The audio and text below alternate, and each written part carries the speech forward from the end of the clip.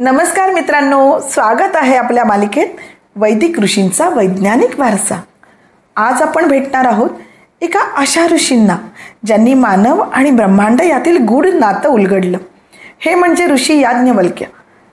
याज्ञवल्क हे बृहदारण्यक उपनिषदाचे प्रमुख नायक आहेत. येथे त्यांचे संवाद मैत्री, गार्गी आणि इतर ऋषींशी झालेले आहेत. हे उपनिषद अजूनही भारतीय तत्त्वज्ञानाची पायाभरणी मानले जातात.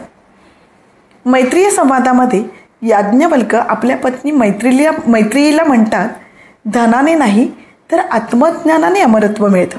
हे वचन आजही जीवनाचं तत्त्वज्ञान सांगतं. खरी संपत्ती म्हणजे ज्ञान. गार्गी नावाच्या विदुषीने याज्ञवल्कांना ब्रह्मांडाविषयी प्रश्न विचारले. हे आकाश कुठे आधारलेले आहे? त्यावर याज्ञवल्कांनी उत्तर दिलं, सर्व काही अक्षर ब्रह्ममध्ये आधारलेलं आहे. हे आजच्या कॉस्मॉलॉजीतील कॉस्मिक सबस्ट्रॅक्टम सारखं वाटतं. याज्ञवल्कांनी आत्मा आणि ब्रह्म यांचा अद्वैत सांगितलं. आत्मा आणि ब्रह्म हे वेगळे नाहीत, तेच सत्य आहे. हा विचार पुढे आदी शंकराचार्यांच्या अद्वैत वेदांत याचा पाया ठरला. याज्ञवल्कांनी सूर्याच्या गतीचा अभ्यास केला. आकाश आणि पृथ्वीमध्ये अदृश्य ऊर्जा भरलेली आहे असं सांगितलं. काही ठिकाणी त्यांनी सापेक्ष वेळेचा उल्लेख केला आहे, जो आजच्या रिलेटिव्हिटी थेअरीशी साधर्म्य दाखवतो.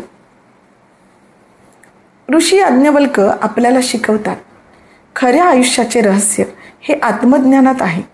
बाह्य जगाचे आकलन केलं तरी स्वतःला न ओळखल्यास ज्ञान अपूर्णच राहील. तर मित्रांनो, हा होता आपला आजचा भाग. ऋषी याज्ञवल्क्य, उपनिषदांचे प्रज्ञावंत. पुढच्या भागात आपण अजून एका आपल्याला थोड्या अपरिचित ऋषींबद्दल बोलू. तोवर नमस्कार.